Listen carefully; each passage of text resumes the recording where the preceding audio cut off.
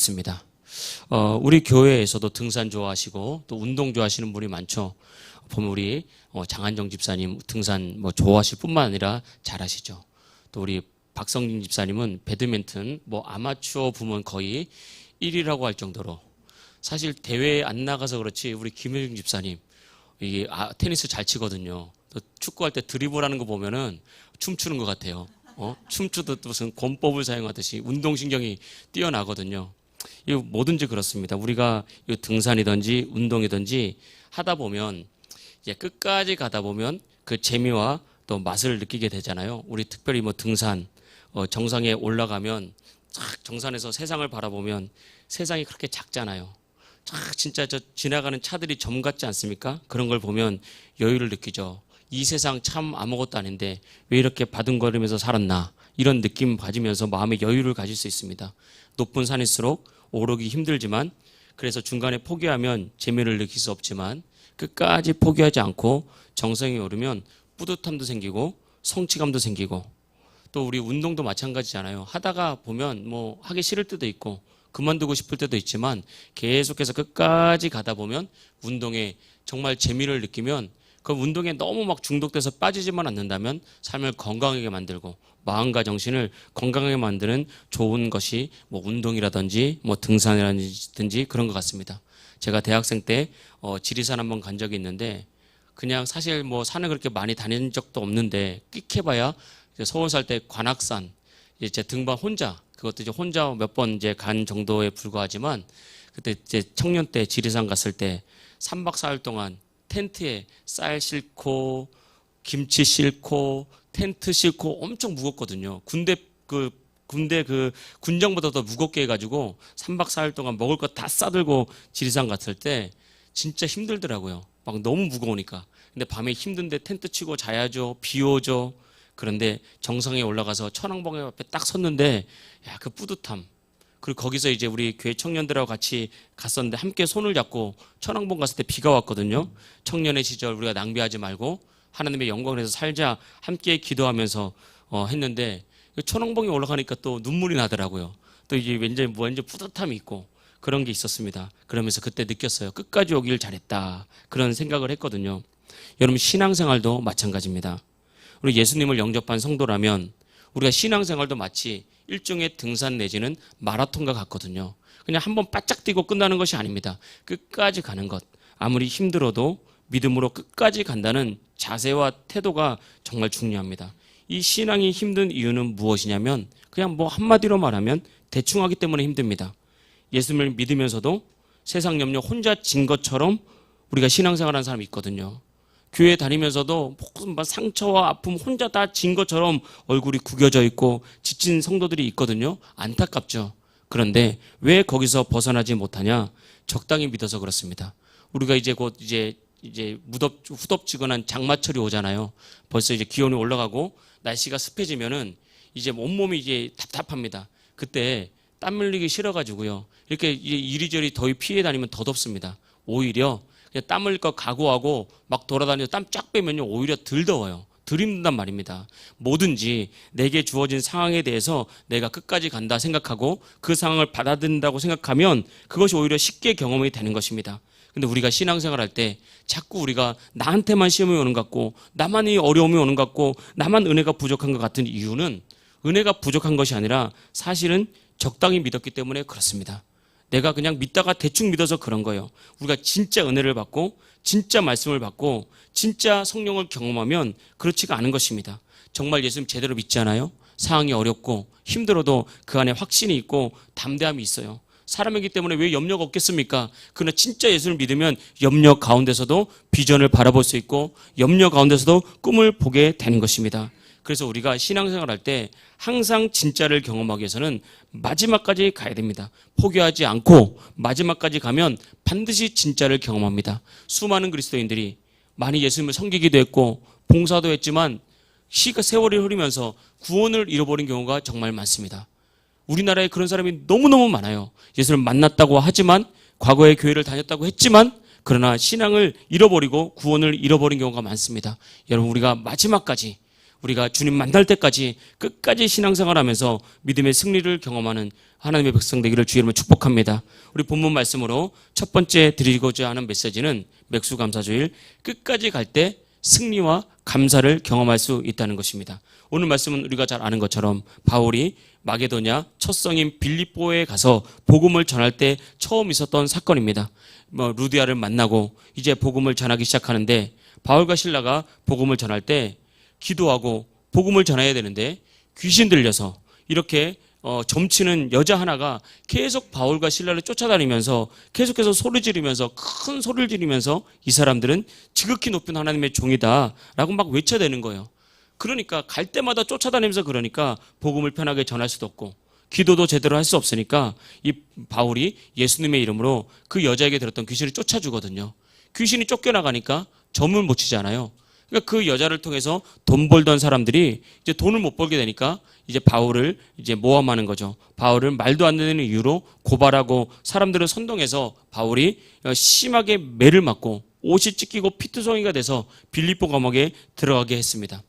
참 우리 신앙생활에 이제 묘미가 여기 있습니다. 만약에 바울이 매를 맞고 옷이 찢기고 심하게 고통스러운 가운데 빌립보 감옥에 들어갔는데 거기서 죽었더라. 그럼 인생이 얼마나 고난하고 힘들겠습니까? 그런데 신앙은 언제나 여기가 끝이 아니라는 것입니다. 빌립보 감옥에 들어갔지만 성경을 읽어보면 아무도 예상치 못했던 최후 승리가 바울을 기다리고 있었던 거예요. 바울과 실라가 포기하지 않고 마지막까지 하나님께 찬송하고 하나님께 기도했더니 하늘의 영광이 임했던 것입니다. 하늘의 영광이 임하니까 하나님의 능력으로 감옥문이 열리고 바울과 실라를 핍박했던 간수와 그의 가족들이 모두 예수님을 영접하고 또 놀라운 영광과 반전의 승리를 경험하게 된 것입니다. 우리가 16장 34절을 한번 보겠습니다. 사도행전 16장 34절 제가 읽겠습니다. 그들이 데리고 자기 집에 올라가서 음식을 차려주고 그와 온 집안이 하나님을 믿음으로 크게 기뻐하니라. 그러니까 간수가 이제 바울과 실라를 자기 집으로 데려가서 크게 음식을 차려놓고 그들을 접대하고 섬기면서 하나님께서 은혜를 주시니까 그 믿음으로 온 간수와 집안이 크게 기뻐했다. 어떻게 이런 일이 가능합니까? 바울과 실라가 포기하지 않고 끝까지 하나님 붙드니까, 마지막까지 가니까, 중간에 포기하지 않으니까 이런 역사가 나타났다는 것입니다. 그래서 우리가 이 땅을 살아갈 때 우리가 가져야 될 믿음은 하나님의 선하심을 그냥 믿으십시오. 하나님은 우리에게 절대 나쁜 것을 주시지 않습니다. 반드시 우리를 성공하게 하시고 우리를 승리하게 하시고 여러분의 인생에 풍성한 삶을 준비하셨습니다. 중요한 것은 그것을 믿고 하나님의 신실하신가 선한 인도를 믿고 내가 말씀 붙잡고 끝까지 찬송하는 겁니다. 끝까지 기도하고 끝까지 예배하면 하나님께서 반드시 역사할 줄 믿습니다. 그래서 하나님을 신뢰하고 믿음으로 끝까지 순종하면 하나님은 반드시 역사한다. 이것이 오늘 본문의 첫 번째 메시지예요. 우리가 예수님 믿을 때 우리가 은혜를 받잖아요. 은혜를 받을 때 은혜를 확 받으면서 자아가 탁 깨지는 자리까지 나가야 되거든요. 근데 은혜를 적당히 받고 또 이제 은혜를 대충 받으면 이거는 제대로 믿는 것도 아니고 안 믿는 것도 아니고 어정쩡한 신앙 되거든요. 이 어정쩡한 신앙이 돼서 교회를 오래 다니다 보면 좀 안다고 사람이 교만해집니다. 좀 알아서 신앙을 대충 하게 돼요. 순종하지도 않고 내 생각대로 그냥 내 생각대로 내 계획대로 그냥 예수님 믿는 거예요. 그래도 나는 열심히 잘 믿고 있다고 생각하는 거거든요. 안 됩니다. 그러면 안 돼요. 우리가 은혜를 받아도 제대로 뜨겁게 받고 내가 깨지고 정말 내가 주님 앞에 나갈 때 힘들어도 말씀 끝까지 붙잡고 나갈 수 있는 그런 믿음 가져야 됩니다. 내가 죽고 예수로 사는 은혜가 임해야 그때부터 제대로 된 신앙생활 되는 거예요. 그래야 기적이 나타나는 겁니다. 그래야 하나님의 역사가 그게 끊임없이 계속해서 나타나고 그러다 보면 어떤 상황이 있어도 감사되거든요. 하나님을 바라볼 수 있거든요. 하나님의 역사를 믿게 되거든요. 그것이 우리에게 필요한 것입니다. 여러분 감사, 우리가 맥주 감사주일인데 여러분 맥주 감사주일에 어떤 감사를 정말 가지고 나왔습니까? 정말 주님 앞에 감사를 묵상했습니까? 여러분 감사의 반대가 불평이잖아요. 불평. 여러분 대충 믿고 대충 신앙생활 하다 보면 감사가 안 나와요. 감사거리가 없다니까요. 오히려 불평이 계속해서 되게 됩니다. 그래서 불평을 자꾸 하면 그 인생은 더 안 돼요. 불평하는 인생들은 계속 일이 안 되고 일이 막히고 반드시 버려야 될 모습입니다. 그래서 성경에서도 출애굽한 이스라엘 백성들이 늘 하나님께 원망하고 불평하다가 광야에서 죽었잖아요. 열리지가 않잖아요. 길이 안 열리고 삶이 안 열리고 가정이 안 세워진단 말입니다. 우리가 늘 하나님 앞에 감사함으로 영을 세워야 우리 삶이 열릴 줄 믿습니다. 그래서 우리가 예수님 믿을 때 우리가 헌신한다고 하잖아요. 우리가 헌신할 때도 우리가 시간과 열정을 들이면서 끝까지 헌신하는 거 중요합니다. 오늘도 우리 찬양팀이 잘 섬겨줬는데 저도요 기타 칠 줄 압니다. 저도 저 청년 때 뭐 고등학교 때 뭐 기타 치는 형들 좋아가지고 막 쫓아다니면서 기타도 배우고 혼자 막 해서 혼자 찬양하거든요. 근데 뭐든지 하다 보면 지겹거든요. 또 하다 보면 힘들거든요. 코도 안 잡히는 거 하고 막 외우려고 그러면 짜증나고 그러다가 안 하다 보니까 못 하는 거예요. 끝까지 갔더라면 저도 우리 장권사님처럼 딱 기타 치면서 교회 오빠가 됐을 텐데 그게 안 되는 거죠. 그래서 여러분 이 중에서 우리가 또 앞으로 찬양에 대한 비전을 갖고 있습니까? 교회가 찬양에 풍성하면 얼마나 은혜가 됩니까? 청년들 춤추고 어른들 뛰고 찬송하고 그러면 우리가 어떻게 되죠? 뭐라도 배워야죠. 악기라도 배우고 또 노래라도 배우고 자꾸 하려고 하고 그리고 끝까지 가야 됩니다. 하다가 중간에 멈추면 아무것도 안 되는 거죠. 또 교회에도 여러 가지 헌신의 자리가 있잖아요. 아마 오늘부터 우리 김서인 권사님께서 비빔밥을 맛있게 할 겁니다. 우리 박수 한번 보내드립시다.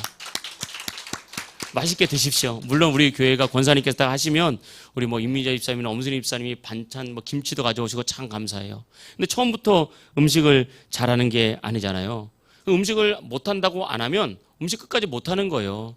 근데 못하더라도 하다 보면 잘하게 되거든요. 교회도 마찬가지입니다. 그래서 우리도 언제까지 우리 권사님이 우리 여성 1팀이 다 할 수 없잖아요. 조금씩 배워가면서 같이 하다 보면 그것 역시도 기쁨이 되고 그것 통해서 하나님 영광 받게 되잖아요. 그러니까 헌신도 할 때 끝까지 가는 거죠. 예배도 우리가 주일 한 번만 예배한다 생각하지 말고 예배에 성공을 해야 됩니다. 제가 청년 때 전 교회에서 훈련을 잘 받은 것 같아요.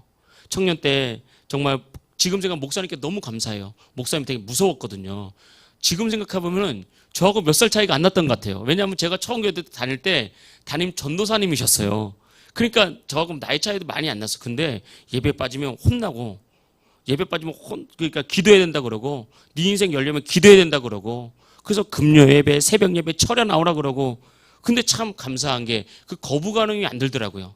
어떤 사람은 거부 반응 들고 왜 이렇게 강요하냐 그럴 수 있잖아요. 근데 하나님께서 은혜를 주셨는지 마음이 열려서 그렇게 계속해서 쫓아갔거든요. 쫓아가다 보니까 신앙이 성장하더라고요. 여러분 예배에 여러분 어차피 한번 예배 시작한 거 예배에 집중하십시오. 여러분 교회는 기도하는 곳이라고 했잖아요. 그럼 우리가 주님께 나올 때 기도할 때는 내가 기도로 끝을 보겠다. 여러분 우리가 기도할 때 기도 제목들이 있잖아요. 여러분 진짜 어떤 내가 해결해야 될 문제의 기도 제목 가지고 하루에 1시간씩 한 달만 기도해 보십시오. 그 기도 제목 가지고 하루에 1시간씩 한 달 기도해 보십시오. 그러면 기적이 나타납니다. 응답이 나타난다니까요. 근데 우리가 기도하다가 멈추는 거예요. 한 2, 3일 기도하다가 멈추고 몇 번 기도하다가 멈추고 짧게 기도하다가 멈추고 기도가 끝까지 안 가니까 여러분 기도가 끝까지 기도함으로 승리한 사람들이 많잖아요. 한나는 아들이 없었잖아요. 얼마나 괴롭고 얼마나 고통스럽고 얼마나 상처가 많았습니까? 그런데 내가 기도로 아들을 낳으리라 생각하고 실내에 올라가서 모든 건 내놓고 기도하기 시작했습니다. 그 엘리 제사장이 보니까 술 취한 여자, 더 나가서 미친 여자처럼 보이는 거예요. 다시 말하면 기도로 끝까지 간 거예요. 하나님 앞에 기도로 승부를 보겠다. 선지자 엘리야 하나님께 기도했잖아요. 3년 반 동안 비가 오지 않았거든요. 그래서 엘리야가 기도하기 시작하는 거예요. 내가 기도하면 하나님께서 비를 주실 것이다. 그래서 기도 한 번 하고 사안을 보내고 비가 오나 안 오나 또 기도 한 번 하고 사안을 보내고 7번째 사안을 보냈을 때 저 끝에 손바닥만한 구름이 떠올랐잖아요. 그때 엘리야는 확신했습니다. 이제 큰 비가 올 거다. 믿음으로 나갔더니 정말 큰 비가 왔잖아요. 7번 기도했다는 것은 기도로 끝까지 갔다는 거거든요. 7은 완전수라서 우리가 여러분 삶에 문제가 있을 때 우리가 이런 자세로 끝까지 기도하면 하나님 역사하십니다. 기적을 나타내십니다. 그런데 우리는 기도도 적당히 하는 거예요. 하다가 내 방법 쓰고 하다가 다른 방법 쓰고 그게 아닙니다. 응답이 될 때까지 끝까지 내가 어떤 비전과 목표가 있잖아요. 그러면 여러분 비전과 목표가 있을 때 끝까지 기도하는 거예요. 주님께 엎드려서 기도하면서 역사해 주십시오. 그래서 중간에 포기하지 말고 담대하게 믿으십시오. 승리가 나타납니다. 때때로 주변에서 비웃을 수 있어요. 여러분 성도들의 승리는 한 번에 게임 한 번에 끝나는 것이 아닙니다. 게임 한 번에 끝나는 것이 아니라 전반전도 있고 후반전도 있고 연장전도 있는 거예요. 그래서 여러분 우리가 믿음으로 산다 그러면 믿음이 없는 사람들은 우리를 비웃을 수 있습니다. 야 그런다고 되냐? 야 예배한다고 되냐? 기도한다고 되냐? 뭘 해야지. 그런데 그때 우리가 끝까지 믿음 갖고 가서 최후 승리하면 우리는 승리를 주시거든요. 우리 이런 마음 갖고 있어야 됩니다. 니네도 지금 나 비웃고 있지. 안 된다고 했지. 나중에 보자. 나중에 하나님께서 원수의 목전에서 상을 차려 주실 거야. 이 믿음 가지고 나가는 거예요. 그럼 나중 되면 끝까지 가면 정말 원수의 목전에서 하나님께서 상을 베풀어 주십니다. 그럼 그때서야 사람들이 되는구나. 저거구나 저거. 이게 믿는 사람들의 영광이구나. 이렇게 되는 것입니다. 담대하게 믿으십시오. 끝까지 믿으시길 축복합니다. 여러분, 우리 기독교를 박해하는 여러 나라 중에 많은 나라들 있죠. 북한, 기독교 박해국 1, 2위에 속하죠. 북한, 중국 이런 곳, 또 이란, 이슬람권. 여기 이 인도 반도 있잖아요. 인도가 있으면 왼쪽 끝에 방글라데시, 오른쪽 끝에 파키스탄 있지 않습니까? 이 파키스탄은 대대로 기독교 박해국으로 유명한 국가입니다. 어느 정도냐면 이렇게 예배드리고 있으면 이 파키스탄 불교 사람들이나 이슬람 사람들이 와가지고 총을 막 쏴요 그냥. 그래도 그 사람들이 그냥 잘 구속이 안 됩니다. 그 정도로 기독교 박해국가가 파키스탄이에요. 무섭잖아요. 이렇게 와서 막 예배드리기 어려워요. 이게 어려운 상황 속에서 파키스탄에서도 참 부르는 찬양 중에 승리를 외치며 찬양이라는 창이 있습니다. 이거 한번 여러분 한번 찾아보십시오. 승리를 외치며 찬양해. 이게 이제 인터콥에서 번역을 해서 이제 인터콥 이렇게 이제 집회를 하면 많이 부르는 찬양이거든요. 그 찬양 보면 승리를 외치며 찬양해 이렇게 나갑니다. 이렇게 나다가 후렴부에 할렐루야 오 할렐루야 이렇게 하거든요. 춤추고 난리가 납니다. 이 총 앞에서. 언제 죽을지 모르는데 이걸 갖고 와가지고 우리나라 선교사한테가 부르는데 청년 할 것 없이 거기 시니어 집회 이런 것도 있거든요. 그럼 70대 80대 머리 하얀 권사님들 장로님들 목사님들 함께 모여서 춤추면서 찬송해요. 승리를 외치면서 찬양한단 말입니다. 이 파키스탄의 배경을 알면 이 찬양은 기쁨이지만 눈물 없이 부를 수 없는 찬양이거든요. 정말 죽음 앞에서 어떤 사람들은 내 자식이 예배드려가 죽었고 내 배우자가 예배드려가 죽었고 우리 부모님이 예배드려가 죽었고 그럼에도 불구하고 승리를 외치면서 찬송하면서 기뻐하며 춤추면서 뛰면서 찬송한다는 것입니다. 최악의 상황에서 최선의 찬양이 가능한 이유, 이것은 그들은 승리를 확신하기 때문에 끝까지 가면 반드시 최후 승리를 주실 것이기 때문에 이 승리를 확신하니까 그들이 찬송하는 것입니다. 우리 믿는 사람도 마찬가지입니다. 고난 없는 사람 없고 상처 없는 사람 없고 어려움 없는 사람 없습니다. 나만 힘든 게 아니라고요. 나만 세상의 짐을 나만 다 짊어지고 가는 것이 아닙니다. 누구나 상처가 있고 어렵고 힘듭니다. 오늘 성경에 보면 바울과 실라도 매를 맞고 감옥에 가서 이제 착고에 갇혀서 쇠사슬에 묶여서 이제 더 이상 소망이 없는 상황이었잖아요. 이때 포기했더라면 아무것도 아닙니다. 그러나 최후 승리를 믿고 찬송하니까 영광스러운 승리를 경험하게 된 것입니다. 여러분, 보이지 않지만 하나님의 손이 여러분의 인생을 붙드신 줄 믿으시길 축복합니다. 여러분, 붙드십니다. 능력의 손이 여러분을 붙드십니다. 전능하신 손이 여러분을 이끌어 가십니다. 여러분, 우리는 고난을 통해서 인내를 배우고 고난을 견디다가 강해지는 거예요. 그래서 우리가 항상 모든 것을 다 주려고 하는 인생 되지 말고 여러분 결핍을 통해서 강해지는 인생 되십시오. 자녀를 양육할 때도 모든 것 다 주면 자녀가 즐거워할 것 같고 감사할 것 같죠. 전혀 그렇지 않습니다. 모든 것을 다 공급하면 불평하는 자녀로 키워줍니다. 왜냐하면 모든 것이 갖춰진 상황에서는 작은 것 하나가 없으면 되게 불편하거든요. 그래서 불평하는 사람들이에요. 그런데 모든 것이 없잖아요. 근데 작은 거 하나가 있으면 감사하는 인생 됩니다. 여러분, 자녀들 자라날 때 감사하는 인생 되시길 축복합니다. 제가 어떤 사람이 저에게 어떤 글을 보여줬어요. 목사님 이거 어떻게 해야 됩니까? 저한테 글을 쭉 읽어보니까 그 글이더라고요. 딸이 하나 있는데 외동딸.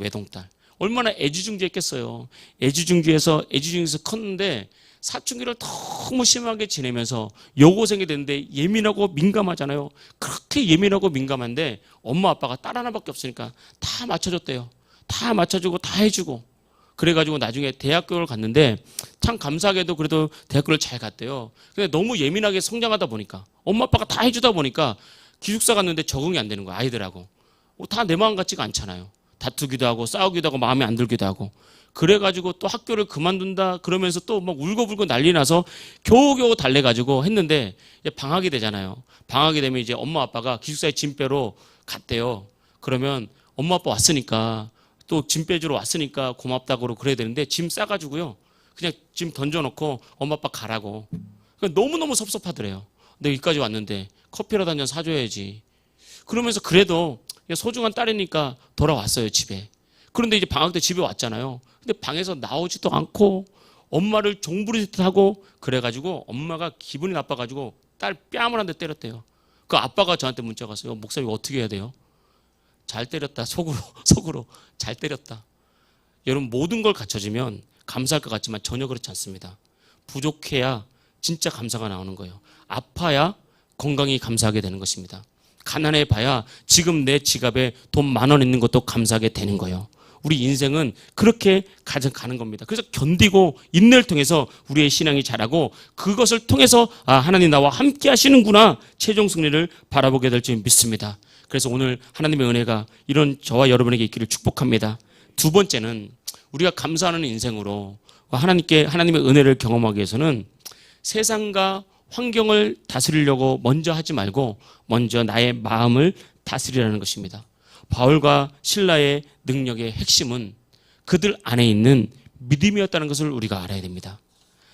외부로부터 오는 하나님의 크신 능력 이전에 하나님의 능력을 가능케 한 것이 바울과 실라 안에 있는 믿음이었다고요. 그들 안에 있는 감사와 그들 안에 있는 찬양이었습니다. 믿음이란 것은 제일 먼저 나의 생각을 바꾸는 능력이에요. 말씀에서 믿음이 오잖아요. 말씀을 쫙 읽다 보면 말씀을 통해서 우리의 생각을 자꾸 바꿔야 됩니다. 말씀을 그냥 읽으면 안 되고 말씀을 그냥 들으면 안 되고 말씀을 읽고 들을 때 나의 삶을 뒤돌아보면서 자꾸 우리의 생각을 바꿔야 돼요. 말씀과 동일하게 내 고집을 꺾으라 이 말입니다. 나의 경험이 답이 아니라는 것을 알아야 됩니다. 그래서 우리의 생각을 바꾼 다음에는 그 다음에 믿음은 우리의 말을 바꿔야 됩니다. 우리의 생각과 우리의 말이 환경을 변화시키는 거예요. 내 생각이 바뀌지 않고 내 말이 바뀌지 않으면 절대 환경이 바뀌지 않습니다. 그래서 이걸 그냥 쉽게 3단 논법으로 첫째, 믿음은 생각과 말을 변화시킨다. 둘째, 생각과 말이 환경을 변화시킨다. 결론, 믿음은 환경을 변화시키는 기본적인 근원적인 힘이다. 이렇게 말할 수 있잖아요. 우리가 말씀으로 우리의 생각을 바꿀 때 첫째는 자아상의 문제인데요. 이 자아상을 바꿔야 됩니다. 많은 사람들은 자기 자신을 생각할 때 자꾸 나는 못하는 존재다. 하찮은 존재다. 나약하다. 또 예를 들면 질병을 가지고 있으면 난 연약한 존재다. 자꾸 이렇게 생각한단 말이에요. 말씀은 다르게 말하고 있습니다. 소년이라도 넘어지고 장정이라도 피곤할지라도 오직 여호와를 앙망하는 자는 독수리 날개쳐 올라간 같을 것이요. 여러분의 연약함이 올 때, 여러분의 부족함이 올 때 자꾸 연약함을 받아들이지 말고 여러분 자아상을 바꾸십시오. 하나님이 우리를 구원하셨고 우리 안에 두신 건강과 생명을 주셨기 때문에 나는 독수리 날개쳐 올라가는 인생이다. 나는 피와 나는 육체와 나는 모든 삶이 강건하다. 이걸 자꾸 고백하십시오. 이걸 바꿔야 됩니다. 우리의 생각을. 딱 살다 보면 아픔이 올 수도 있겠죠. 살다 보면 연약함이 올 수도 있겠죠. 질병이 왜 안 오겠습니까? 그럴 수도 있습니다. 그것이 안 온다는 것이 아니라 그런 게 올 때 자꾸 나의 자아상을 바꿔야 됩니다. 나는 건강하다. 나는 온전하다. 내 안에 하나님의 생명으로 활력이 넘친다. 그래서 자신을 자꾸 연약한 존재를 바라보지 마십시오. 나는 해도 안 된다. 아닙니다. 나는 안 하기 때문에 그렇지 하면 된다. 이렇게 믿음을 생각을 바꿔야 됩니다. 그래서 여러분 우리는 내가 어떻게 잘한다 이게 아니라 내가 예수님 영접할 때 성령이 우리 안에 오셔서 우린 성령의 전이 됐어요. 우리 하나님의 거룩한 나라가 됐고 선택받은 족속이 됐고 하나님께서 보배롭고 존귀한 하나님의 자녀가 됐다 이 말입니다. 우리 이미 변화된 거예요. 이 사실을 정확히 알고 자아상을 자꾸 변화시키십시오. 자꾸 말씀으로 나를 바꿀 모습이 필요한 것입니다. 근데 많은 그리스도인들이 자신의 변화된 모습, 하나님께 복받은 모습을 바라보지 못하고 자꾸 자신의 연약함을 바라보고 자신의 한계를 바라보고 자신의 어려움만 바라본다 이 말입니다. 그래서 안 되는 거예요. 내가 연약함 바라보고 자신의 한계를 바라보면서 나의 자아상을 바꾸지 않으면 우리 인생은 바뀌지 않습니다. 여러분 자녀들을 막 바꾸고 싶잖아요. 그럼 자녀들의 자아상을 바꿔줘야 돼요. 너는 복받은 사람이야. 너는 믿음으로 기도하기만 하면 하나님 역사하셔. 이렇게 자아상을 바꿔줘야 자녀들의 인생이 바뀝니다. 근데 환경을 가지고 자꾸 쪼잖아요. 그럼 아이들이 자아상이 작아져요. 부정적이 돼요. 지금 당장에 무엇인가 얻을 줄 몰라도 큰 인물 될 수 없습니다. 그래서 자꾸 자아상을 우리 스스로도 그래서 여러분 우리의 육신의 생각에 잡히면 힘들잖아요. 원망하고 불평하면서 한 세월 살게 됩니다. 근데 우리 자아상이 바뀌잖아요. 그럼 그때 감사할 수 있게 되고 꿈을 꾸게 있게 되고 나를 변화시키게 되는 것입니다. 여러분 자아상을 바꾸십시오. 부모의 자아상이 긍정적이어야 긍정적인 영향을 미칠 수 있어요. 우리의 자아상이 믿음 안에서 비전을 가지고 있어야 자녀들에게 믿음 안에서 비전을 줄 수 있는 것입니다. 먼저 나를 바꾸시기를, 나의 자아상을 바꿀 축복합니다. 두 번째는 우리가 이 말씀으로 우리의 삶을 바꿀 때 올바른 말과 올바른 고백을 해야 됩니다. 말은 이 세상을 창조한 능력입니다. 말은 영적인 거라고요. 절대 말을 가볍게 여기면 안 됩니다. 그래서 옛날에 목사님들은 우스갯소리 이렇게 말했어요. 맨날 우리나라 사람들은 죽는 얘기를 많이 한다. 피곤해 죽겠다. 배불러 죽겠다. 좋아 죽겠다. 옛날 목사님들 이런 말 많이 하셨거든요. 근데 맞아요. 보니까 저도 나도 모르게 피곤해. 오늘 왜 이렇게 피곤하지? 자꾸 이런 말이 나오더라고요. 좀 피곤하면 우리 말이 정말 우리 인생을 바꾸는 거예요. 성경이 그렇게 우리에게 가르쳐주고 있는 것입니다. 그래서 우리는 하나님처럼 믿음의 말로 우리의 삶을 자꾸 변화시켜야 됩니다. 믿음의 말로 자꾸 우리의 꿈을 꿔야 되는 거예요. 그래서 성경은 우리의 말이 우리의 인생을 만든다고 했어요. 특히 자라나는 세대는 앞으로 여러분의 인생이 어떻게 될지 아무도 모릅니다. 계속해서 여러분들은 여러분의 올바른 자상을 가지고 나는 복받은 사람이다. 나는 할 수 있다. 나는 이길 수 있다. 나는 복받은 사람이다. 할렐루야. 할렐루야. 나는 행복하다. 나는 순정한다. 나는 하나님께서 나를 쓰시는 사람이다. 계속 고백해야 되는 것입니다. 이것이 우리의 고백을 자꾸 할 때 우리가 바뀌는 거예요. 그런 감사는 마음에 있습니다. 또 불평도 마음에 있습니다. 불평하는 사람들 보면 환경과 사람 때문에 자꾸 불평하거든요. 이런 환경이 어려워서 이렇게 안 돼서 이 사람이 나를 안 도와줘서 내 마음 몰라줘서 물론 그럴 수 있습니다. 그러나 여러분 환경과 사람 때문에 힘들다, 어렵다, 상처받았다 자꾸 불평하는 사람들 여러분 환경을 바꿔주잖아요. 불평이 그칠 줄 아십니까? 안 그칩니다. 마음에서 나오는 거예요. 근데 우리가 여기 속으면 안 돼요. 우리가 신앙생활 할 때 보면 또 우리가 이 세상에 살다 보면 주변 사람들 중에 불평이 입에 밴 사람들이 있어요. 이 원망이 습관이 된 사람들이 있다고요. 만약에 내가 그렇다면 반드시 바꿔야 됩니다. 나를 위해서. 나와 내 자녀와 나의 미래를 위해서 반드시 우리의 생각과 말을 바꿔야 돼요. 또 우리도 믿음에 성숙한 사람들은 말에 속으면 안 돼요. 그래서 우리는 그 사람들이 이게 힘들다고 하니까 이걸 바꿔주면 되겠지. 그렇지 않습니다. 환경과 사람은 그냥 핑계예요. 그냥 건덕지를 딱 잡은 거에 불과한 것입니다. 사실은 그 마음이 불평에 딱 사로잡혀 있는 거예요. 마음이 바뀌지 않으면 절대 말이 바뀌지 않고요. 마음이 바뀌지 않으면 환경이 바뀌지 않고 마음이 바뀌지 않으면 인생이 바뀌지 않는 거예요. 그래서 항상 감사의 꼴을 찾아야죠. 그래서 감사해야죠. 믿음으로 나가야죠. 그렇게 하다 보면 하나님께서 은혜를 주시는 것입니다. 그래서 신앙은 말씀으로 나를 바꾸는 거예요. 그러니까 우리가 신앙생활 할 때 내가 이 말씀 잘 듣고 가서 우리 자식 바꿔야지. 아닙니다. 나를 바꾸라니까요. 내가 이 말씀 가져가서 배우자를 바꿔야지. 아니고 나를 바꿔야 되는 것입니다. 그래서 중요한 것은 나의 생각과 나의 말이에요. 지금 우리 스스로 점검해야 되는 것입니다. 그리고 우리의 생각과 우리의 입의 말을 나 스스로 자꾸 통제하고 관리하고 점검해야 됩니다. 그래서 가정의 변화를 원한다면 가정을 바꾸려고 하지 말고 나를 믿음으로 변화시키십시오. 정말 자녀를 변화시키기 원한다면 자녀를 변화시키려고 하지 말고 내가 변화해야 됩니다. 내가. 이것이 굉장히 중요한 것입니다. 저는 나이가 들면서 아직 젊지만 아직 젊습니다. 할렐루야. 깨닫는 것이 있습니다. 예전에 우리 속담에 시어머니한테 고생 많이 당한 며느리가 나중에 또 며느리 맞으면 고생시킨다는 말이 있거든요. 그게 맞는 말이에요. 진짜 그건 맞는 말입니다. 우리가 젊어서 이렇게 살아갈 때 여러분 마음을 어른들도 마찬가지지만 특히 젊은 사람들 마음을 넉넉하게 가지십시오. 넓게 자꾸 가지세요. 부모님을 특히 바라볼 때 부모님은 마음을 넉넉하게 갖잖아요. 그럼 내가 나이가 들면 넉넉한 사람이 돼요. 자꾸 우리가 넉넉하게 마음을 먹어야 됩니다. 그래서 딱 답은 하나예요. 내가 변화되는 것에 인생에 답이 있는 거예요. 자꾸 그렇게 돼야. 그래서 부모님들도 자녀가 바뀌기를 원한다면 이제 지들만 알고 키워놨더니 이렇게 생각하지 말고 넉넉하게 자녀를 이해해주고 받아주고 그렇게 자녀를 이해하는 말을 자꾸 하고 축복하는 말을 자꾸 하잖아요. 그럼 자녀가 그 안에서 변하는 것입니다. 그렇게 부모 자녀의 관계를 만들고 교회 안에서도 교우들과의 관계를 만들고 자꾸 넉넉하게 받아들이고 사랑하고 이해하고 나를 자꾸 바뀌면 넉넉한 사람들이 되는 거예요. 그러면 말 그대로 사람을 품을 수 있게 돼요. 우리가 부흥원에서 꿈꾸지 않습니까? 우리가 부흥원에서 기도할 때 여러분 예배를 뜨겁게 드리고 성령 충만받고 기도하는 것도 중요합니다. 그런데 그것만큼 중요한 것이 있다면 마음을 넓게 먹는 거예요. 내가 먼저 마음을 넓게 먹을 때 항상 여러분 우리가 신앙생활 할 때 먼저 가서 인사하십시오. 할렐루야. 우리 앞뒤 사람과 인사합시다.